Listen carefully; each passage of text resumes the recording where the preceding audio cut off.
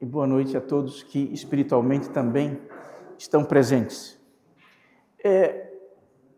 O nosso tema poderia ser simplesmente assistência social espírita, e já seria um tema, certo, de enorme relevância para todos nós espíritas.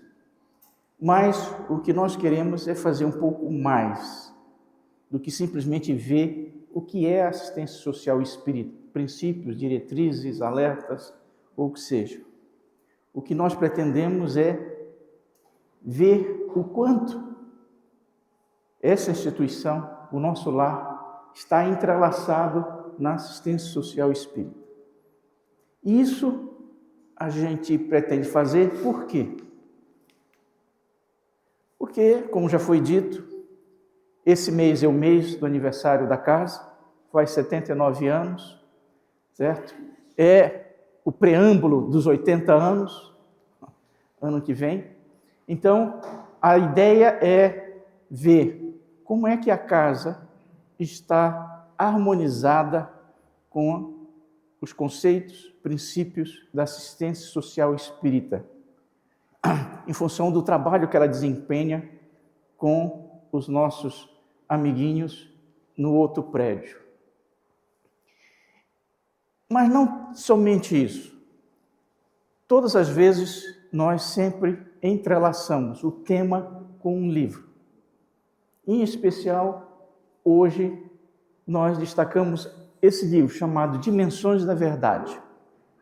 É um livro da nossa amiga Joana de Ângeles, pelo Divaldo, que em 2025 está fazendo 60 anos em que foi lançado.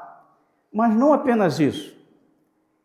Um dos capítulos é exatamente o título do nosso trabalho: Assistência Social e o Espiritismo.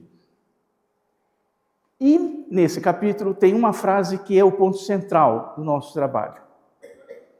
Ela diz: nem espiritismo sem assistência social, nem assistência social sem espiritismo, para nós espíritas, encarnados ou desencarnados.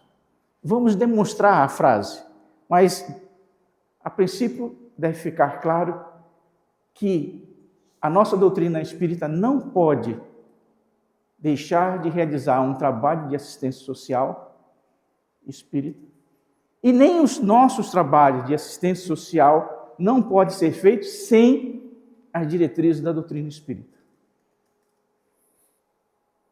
É um processo recíproco. É um alerta, na realidade, da nossa amiga Joana de Ângeles. E nós vamos ver por que isso. E por onde vamos começar? A nossa amiga Nancy, uma das fundadoras da casa, ela publicou um livro chamado Olhai as Aves do Céu, que é esse aqui. Não é a primeira edição de 1986 é essa aqui, Olhai as Aves do Céu. E por que o livro é especial? Porque ele retrata, era uma espécie de reportagem, se a gente pudesse dizer assim, certo? O histórico dos 40 anos que a casa iria fazer em 1986. Já que em 46 foi a fundação, em 86.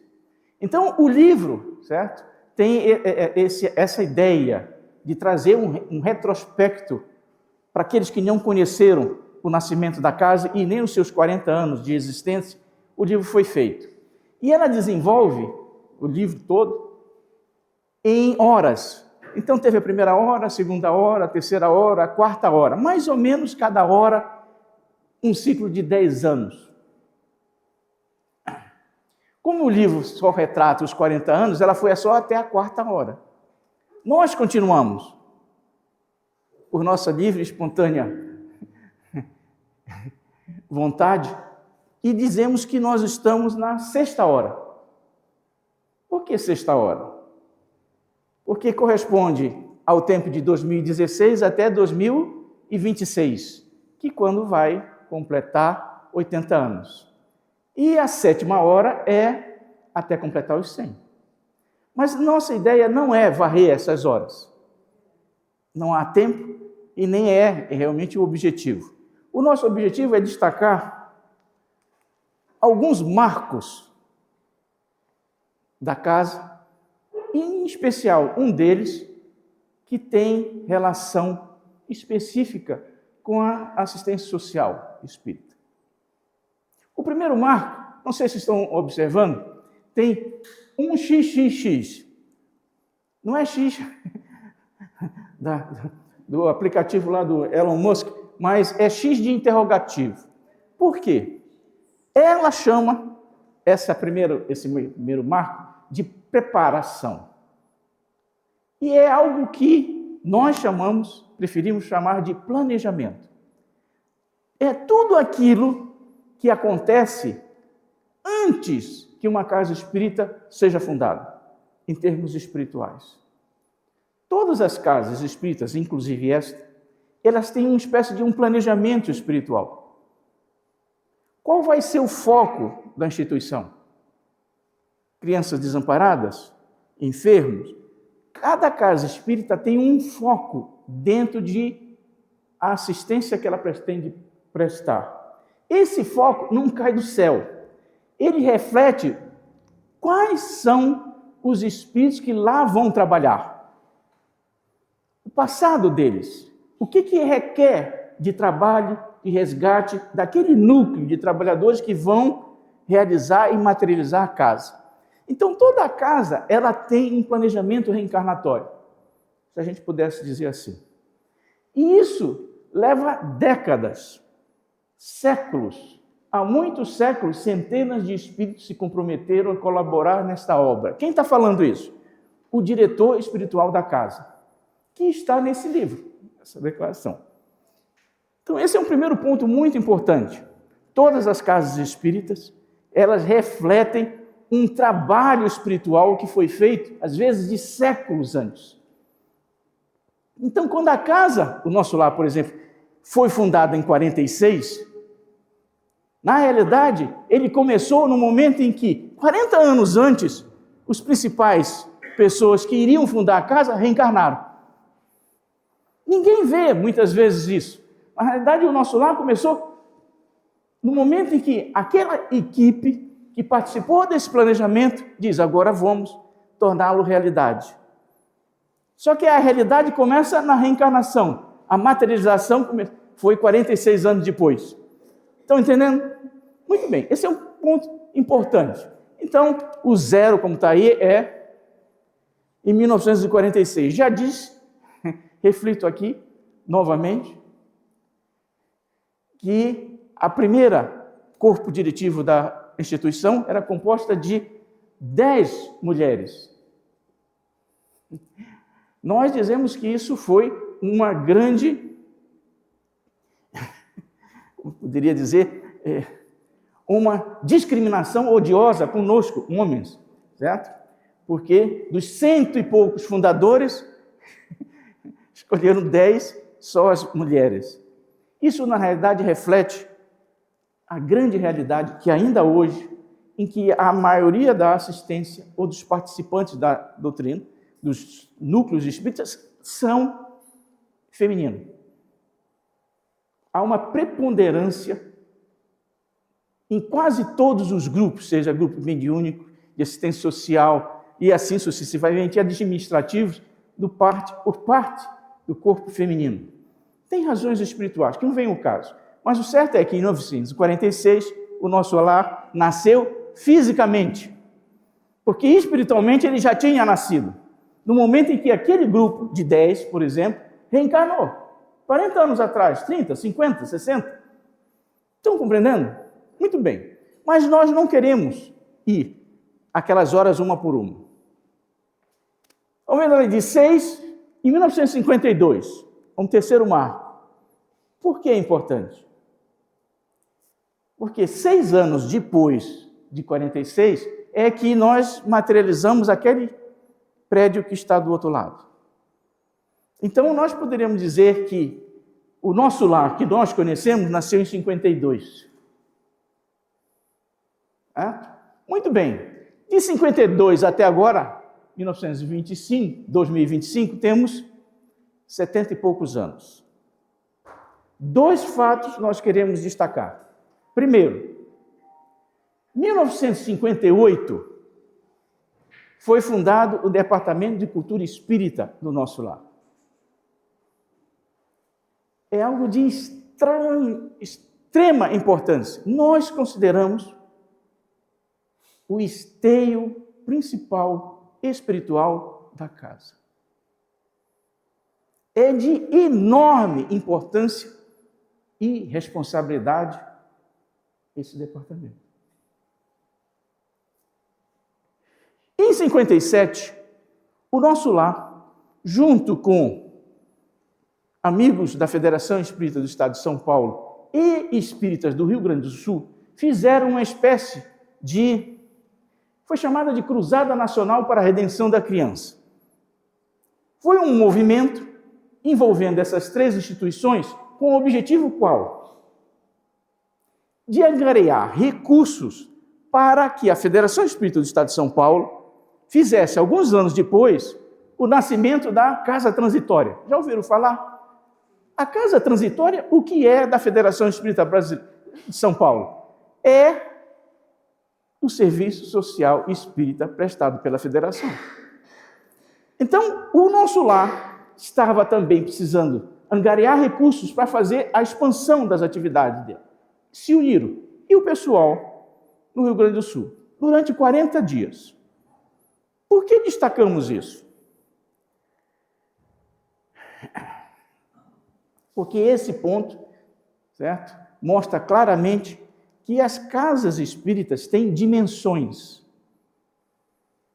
Elas têm ângulos, têm atividades diversas. Que atividades? Ou que dimensões? Normalmente, se diz que uma casa espírita pode ser um hospital, um templo, uma escola, uma oficina, um lar. Por quê?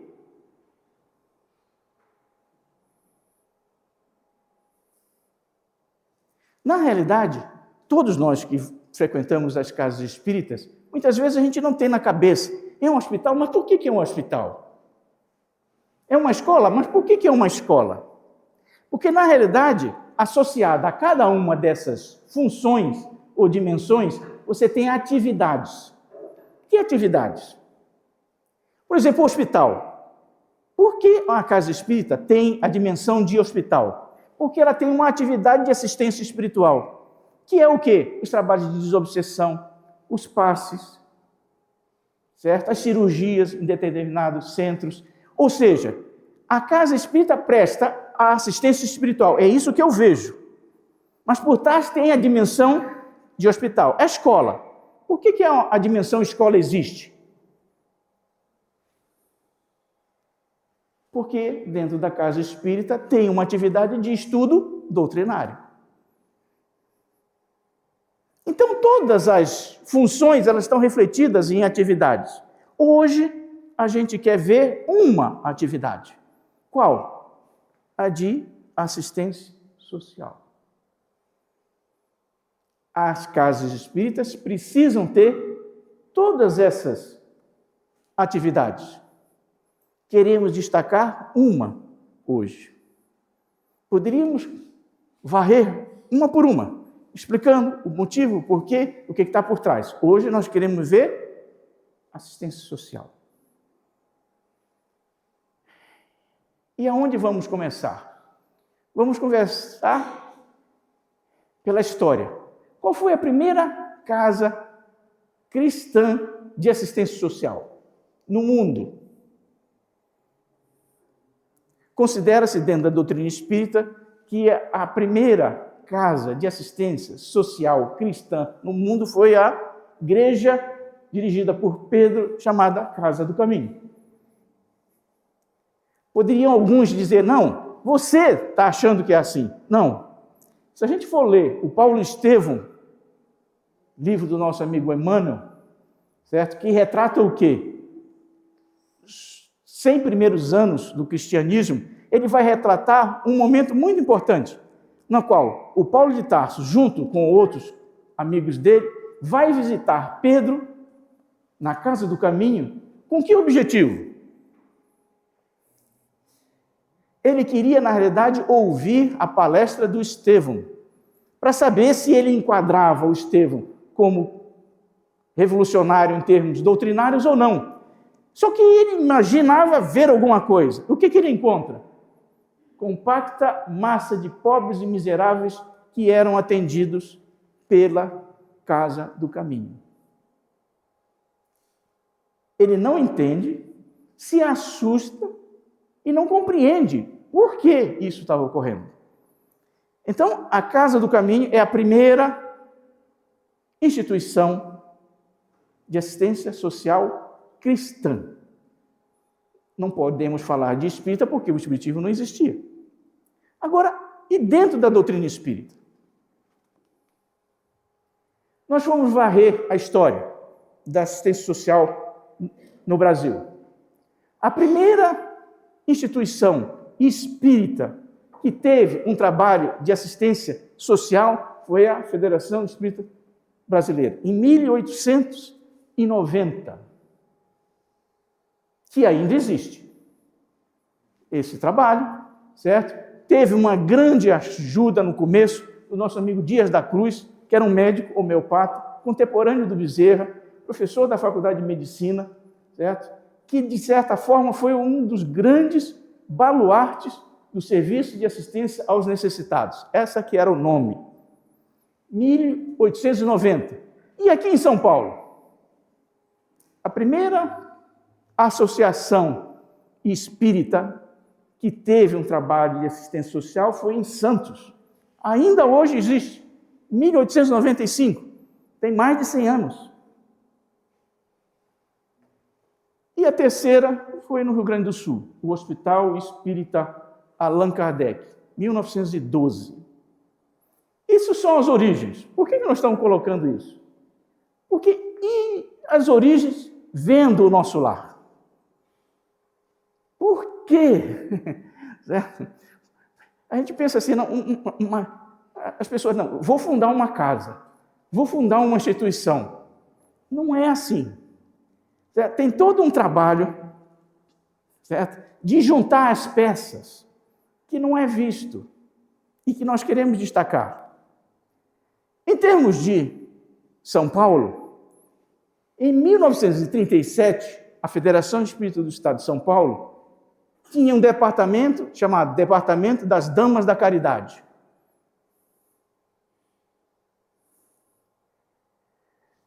Dentro desse departamento, tinha uma senhora que foi a baluarte, que era a Elisa Andreucci, mas não apenas elas. Uma grande parte das fundadoras do Nosso Lar, da primeira diretoria, faziam parte desse departamento. Então, a ideia original, como nós precisamos fundar uma instituição, naquela época, que atendia crianças órfãos. A ideia original veio desse departamento de onde elas participavam.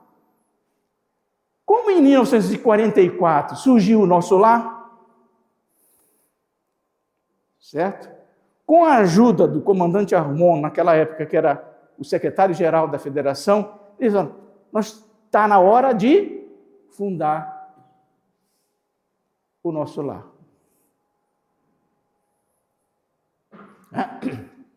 Tem outros aspectos, certo? Outras peças que estavam correndo, mas que não vale a pena aqui falar. Muito bem. Visto isso, vimos as origens. E quais são os princípios da assistência social espírita? Por que isso é importante?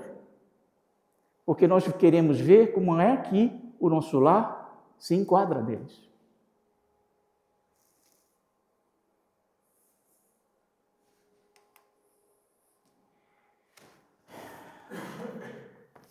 Estão vendo? Aqui é um livro chamado Orientação ao Centro Espírita.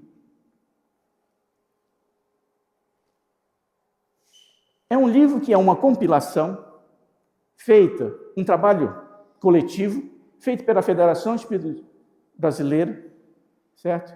Que compilou todas as informações, conhecimentos, diretrizes, orientações relativas a todas aquelas atividades, inclusive de assistência social. Muito bem. Nós fomos lá e extraímos 3 princípios. Muito importante, são 3. E vocês vão entender por que 3. Esses 3 princípios norteiam ou deveriam nortear qualquer trabalho de assistência social espírita, em qualquer instituição. Qual é os 3? Tem outros, mas vemos 3. Primeiro, visão integral do ser humano. O que ele quer dizer com isso? O serviço assistencial espírita, ele não pode apenas ver a matéria, o corpo, esta existência. Ele tem que ver, para fazer bem um serviço de assistência social espírita, ver além da matéria, ver a parte espiritual da pessoa. E não apenas ver o presente dela, ver o passado dela para descortinar o futuro. Então, primeiro princípio, você tem que organizar as suas atividades, tendo em vista que você não pode apenas querer o arroz e feijão para o estômago do seu assistido. Segundo, caridade como princípio fundamental. Caridade como princípio, porque normalmente tem milhares de trabalhos de assistência social pelo mundo. Mas eles fazem porque é bonito, porque eu gosto de ajudar, certo? Porque a pessoa está precisando. A doutrina espírita faz tudo isso, mas ela tem um princípio por trás. Fora da caridade, não existe salvação. Então tem um porquê imaterial que norteia o trabalho. Terceiro, ação social transformadora. Ou seja, eu tenho de alguma forma fazer com que a pessoa não se cronifique no status quo de dependência, de carência que ela está vivendo. De alguma forma eu tenho de empurrar ela para frente, física e espiritualmente. 3 princípios. Gravaram? Visão integral, caridade como um princípio e ação social transformadora. Ótimo. Chegamos no ponto central do nosso trabalho. Como é que o nosso lar se enquadra nesses princípios?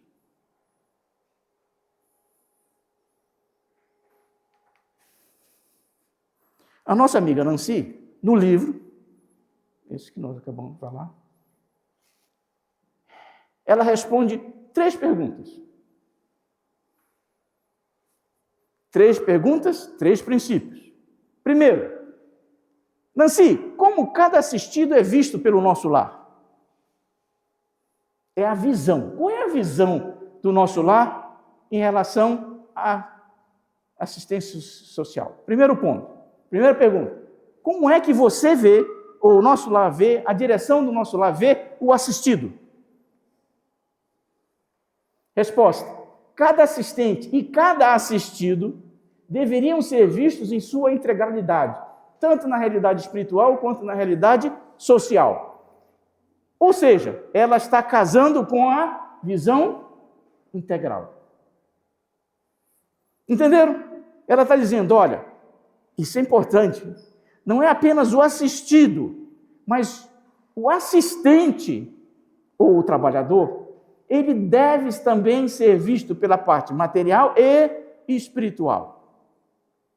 Segunda questão, qual o sentido de caridade?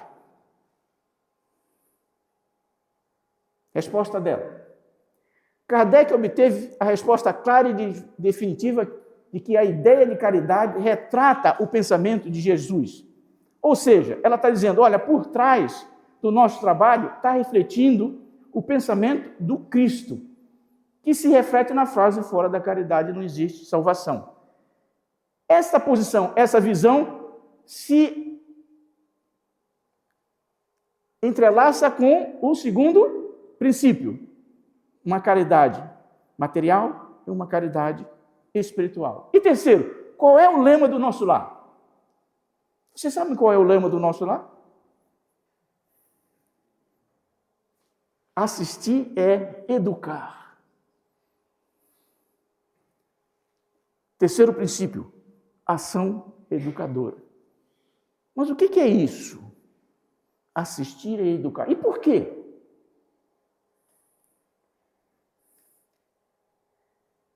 Vejam bem, o livro, falei para vocês, é de 1986.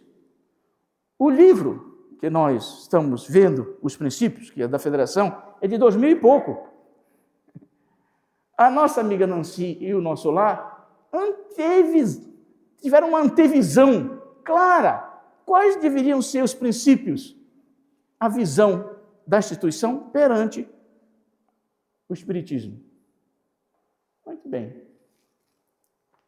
Tendo isso em vista, temos os princípios, temos a visão do nosso lar. Que princípios ou que diretrizes nós deveríamos ter dentro do trabalho assistencial?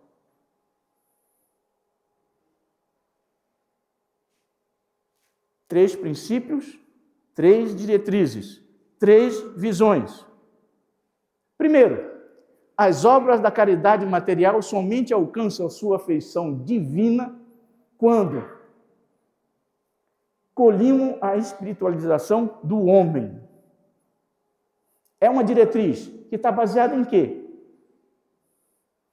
No primeiro princípio, que diz o quê? Eu não posso ver só a matéria. Certo? As obras de caridade, ou seja, aquilo que você faz materialmente, ela só atinge o seu objetivo quando você vê também a espiritualização do seu assistente. Segundo, guardemos a certeza de que ao lado da assistência material que possamos doar, a assistência moral e espiritual deve ter primazia. Isso é sério. De onde nós tiramos? Dimensões da verdade. Em que capítulo? Assistência social e espiritismo.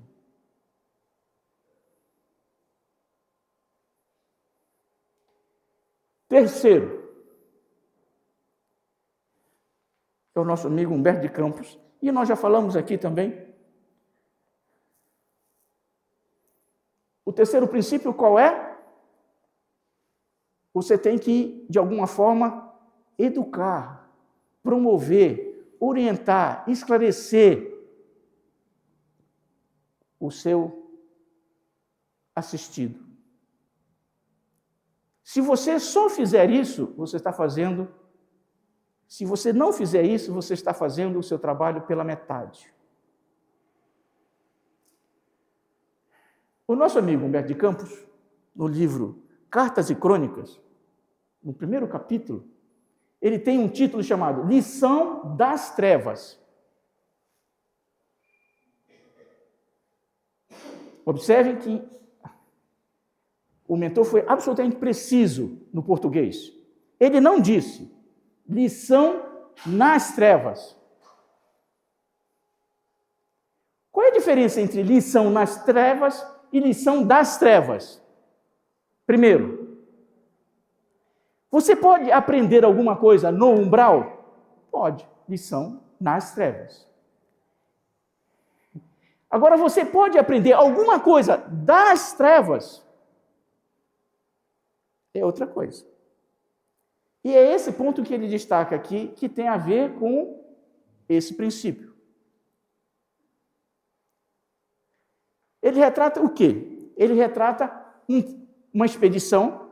Nós vemos pelos livros do André Luiz, uma equipe de mentores sai do nosso lado, que seja, e vão para o umbral.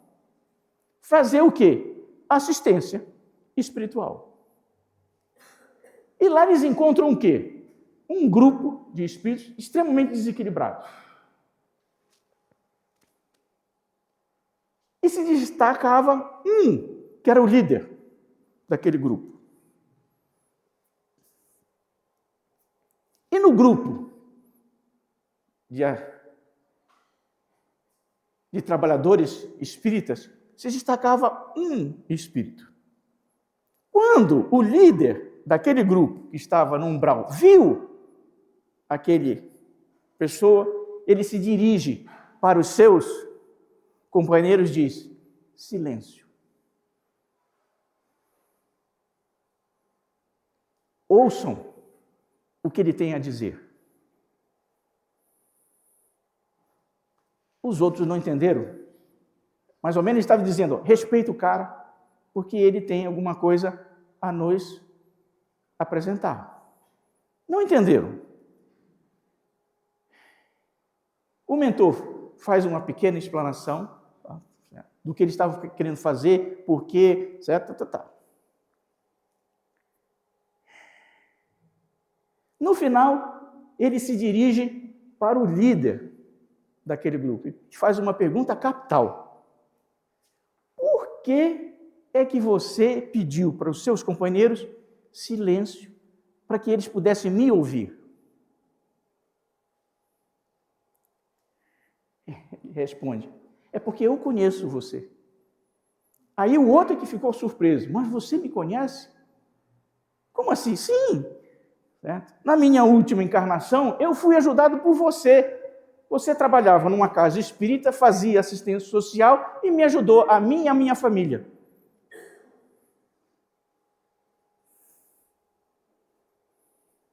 Aí quem ficou surpreso, mais ainda, foi o dirigente. Por quê?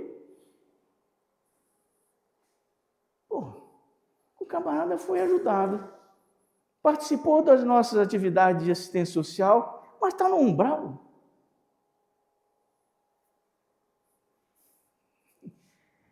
Ele pensou isso e fez a pergunta: cara, por que você está aqui?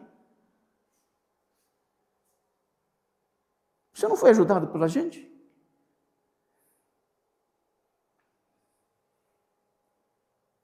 Resposta: em verdade, és bom e amparastes a minha vida, mas não me ensinastes a viver.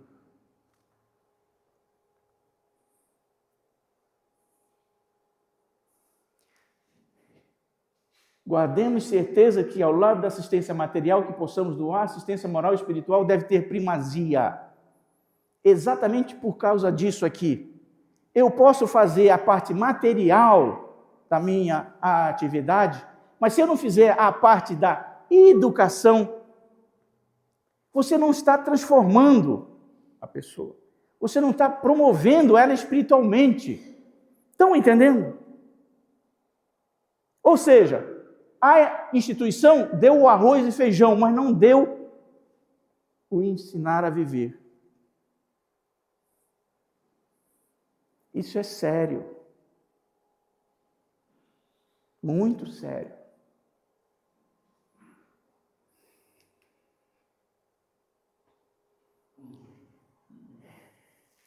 Nós não falamos aqui que a Federação Espírita do Estado de São Paulo trabalhou junto com o Nosso Lar naquela campanha? Depois da campanha, o Nosso Lar fez extensões de alguns prédios. A federação construiu a casa transitória. Certo? Um dos diretores e o diretor daquele departamento na federação era o nosso amigo José Gonçalves, que depois foi o diretor da casa transitória. Ele tinha o seguinte lema para ele: ao carente de estômago, uma sopa e uma mensagem. Ao carente de espírito, um abraço e uma mensagem. Entenderam? É preciso fazer as duas coisas. Por quê? Porque muitas vezes a gente se preocupa tanto com as consequências dos males que esquecemos as causas dos males em si. Estão entendendo? Por que aquela pessoa está com aquele problema? A raiz está no espírito, as consequências estão no estômago, está na enfermidade, está no desequilíbrio. Você tem que, muitas vezes, a pessoa fica tão preocupada de resolver a materialidade do resgate, sem se ater às causas do resgate.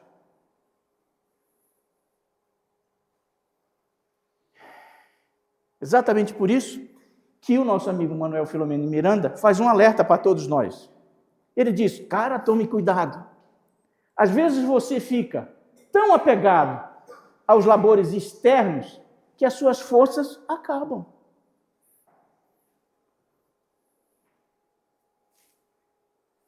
Por isso que a nossa amiga Joana de Ângeles diz, nem assistência social sem espiritismo, nem espiritismo sem assistência social. Entenderam?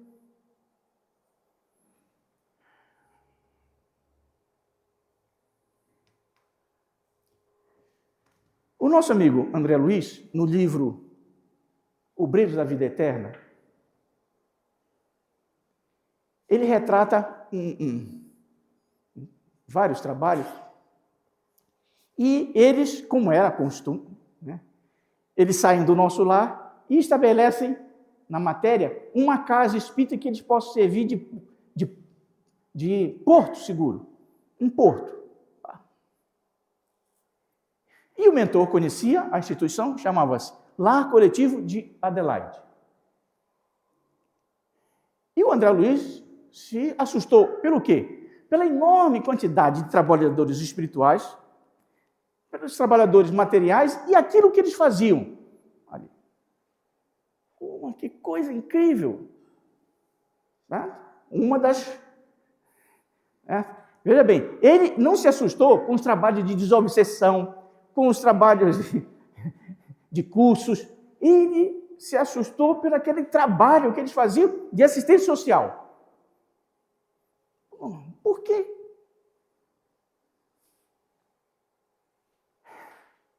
O mentor diz, as casas de beneficência social como esta funcionam como grandes navios de abastecimento à coletividade faminta de luz e necessitada de princípios renovadores. As casas de beneficência social funcionam como grandes navios de abastecimento de luz, satisfazendo necessidades corporais, solucionando os problemas espirituais. Essa é a chave. Qual é a necessidade que aquela instituição está atendendo? Não sei, não é importante.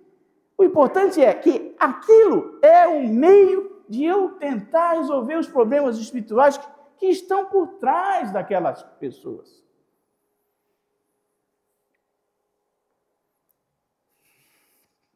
Nós já falamos aqui, nós colaboramos muitas vezes com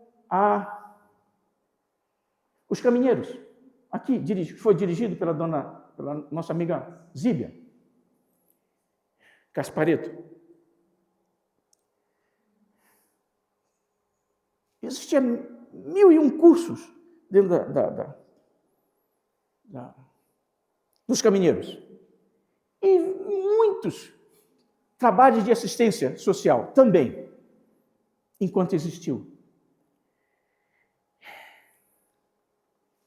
E num deles, certo? Que era feito nos domingos, era um trabalho direcionado a favelados. Tipicamente, assistência social. Só que era um trabalho diferenciado. Por quê? Era um grupo que basicamente assistia favelados que ficavam aqui na favela da Vila Prudente. Era um trabalho que o grupo saía no domingo de manhã para visitar os barracos. A única coisa que o grupo, cada pessoa, levava para a favela, sabe o que era? Uma broa. Por quê? Porque esse trabalho era direcionado às carências espirituais dos favelados. A gente imagina que o favelado, ele só tem a necessidade do arroz e feijão. Ele tem a necessidade da desobsessão, do passe, da fluidificação, do esclarecimento, e às vezes não é oferecido isso. Você fica lá e a gente fica aqui. Esse é um ponto muito importante. É preciso ver por trás das necessidades de arroz e feijão as necessidades espirituais que aquelas pessoas estão passando. Então, quando o mentor diz satisfazendo necessidades corporais, que necessidades? Pode ser o arroz e feijão. Eu estou tentando solucionar problemas espirituais, que é a raiz do problema. Por isso que ele diz, as casas espíritas é núcleo difusor de ideias. Da mesma forma como eu tenho que vestir uma pessoa, porque ela não tem roupa, eu tenho que vestir ela de ideias novas, positivas, avançadas. Estão compreendendo? Era isso que o camarada lá no umbral estava dizendo. Cara, você me vestiu exteriormente, mas não me vestiu interiormente. Compreendem?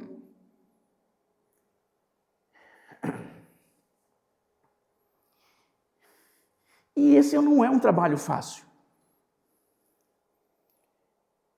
Por quê? Porque muitas vezes falta recursos financeiros. Por isso que foi feita aquela campanha, lá em 1958, que é um problema eterno em todas as casas. Mas tem outros tipos grandes de obstáculos. Destaco um. Qual?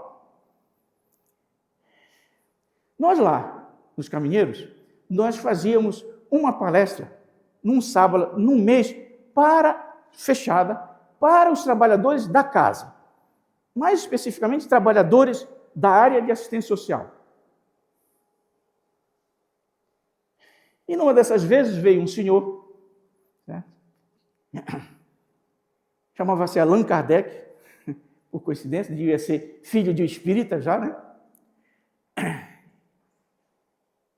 E ele veio falar comigo. Cara, você está vendo? Quase não tem ninguém de trabalhadores. Mas você não fala durante a semana? Toda semana, cada dia, os caminheiros tinham trabalhos. Todos os dias da semana. Ele diz, isso mesmo, eu vou durante os dias, conclamo, falo, explico, pedimos ajuda. E ele diz, mas não funciona. Mas por que não funciona? Aí ele me deu uma frase que eu gravei. Ele diz, infelizmente, dentro da doutrina espírita, está se criando os tecnocratas do espiritismo. O cara sabe tudo do André Luiz, do Emmanuel, da Joana, mas não levanta da cadeira. Quando nós pedimos que o camarada levante da cadeira, ele levanta da cadeira e sai.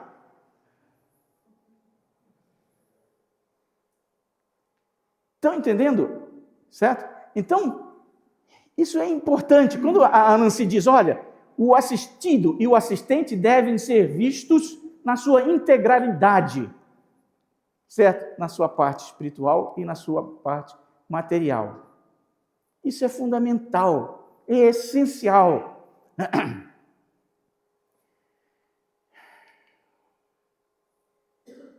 Por isso que o nosso amigo Vitor Hugo, no livro Párias em Redenção, certo? No finalzinho do livro, ele faz, a mentora, na realidade, que é a Ângela, faz uma diretiva para nós, para a médium que estava reencarnada. Ela diz, minha amiga, meus amigos, ministra as lições em torno da imortalidade. É o que todos nós fazemos. Fazendo ao homem a mais expressiva dádiva de caridade. Qual é a mais expressiva dádiva de caridade? A do esclarecimento que liberta, da ignorância e do crime. Por isso que assistir é educar. Por isso que a mentora diz, fora da caridade não há salvação, fora da educação não existe libertação. Eu tenho que libertar-nos do nosso passado, de erros, fazendo com que você trabalhe, adquire mérito no seu trabalho, para você se libertar. É o terceiro princípio. Estão lembrados do terceiro princípio? Qual era o terceiro princípio? Uma ação transformadora. Assistir é educar. Educar o espírito. Cada um de nós.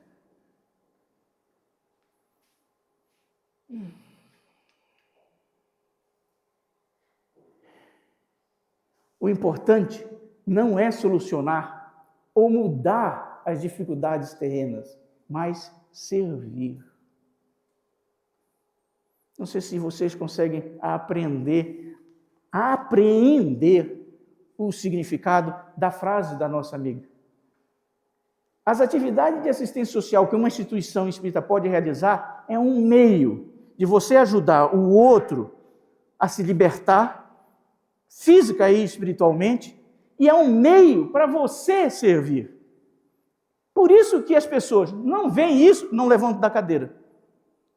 Compreendem? Essa é a questão. Eu só vejo que eu tenho que botar a mão no bolso e fazer a contribuição. Resolver as dificuldades. Mas eu não vejo que, na realidade, aquele trabalho que está sendo oferecido pela casa de assistência social é um meio de eu me promover.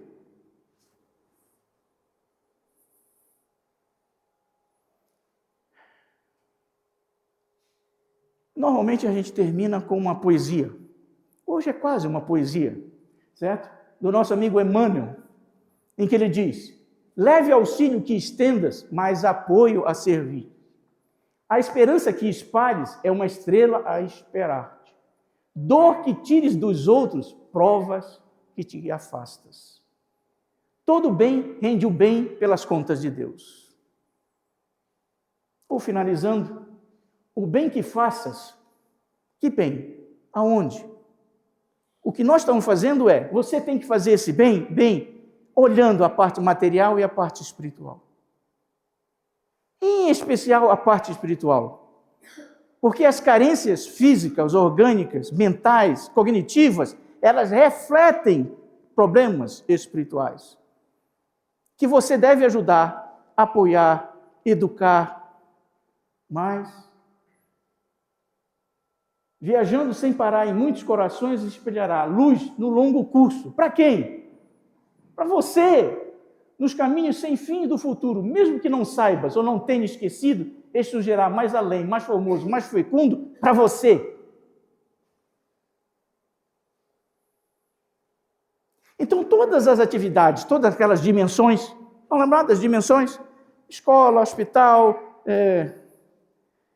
oficina, certo? Cada uma tem uma atividade correspondente. Todas aquelas atividades, você está fazendo bem, inclusive a assistência social. Mas em todos os casos, certo? Você é que está sendo o maior, na maioria das vezes, o beneficiário. Seja no trabalho mediúnico, seja no trabalho assistencial, seja no trabalho de divulgação, seja nos passes. Como é que o nosso lar vê o assistido e o assistente? Na sua integralidade. Isso é importante, essencial. Está claro? Eu trouxe para vocês, frente e verso, uma síntese do que nós colocamos aqui. Recomendamos que leiam em casa, meditem, mastiguem, maturem, certo? O que está aqui, porque é uma síntese, né, de tudo aquilo que a espiritualidade nos traz de diretriz, orientações, alertas, no exercício em especial do trabalho de assistência social. 3 princípios. Não se esqueçam. 3 princípios.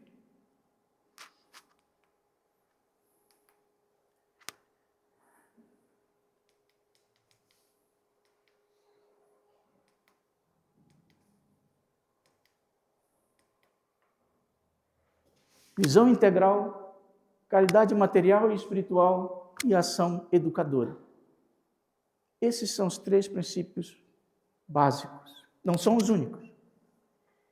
As casas espíritas, em particular, nós vimos que a nossa amiga Nancy tinha dentro dela, décadas antes do que a Federação colocou, esses princípios. De forma clara. Está claro? Nos vemos no futuro.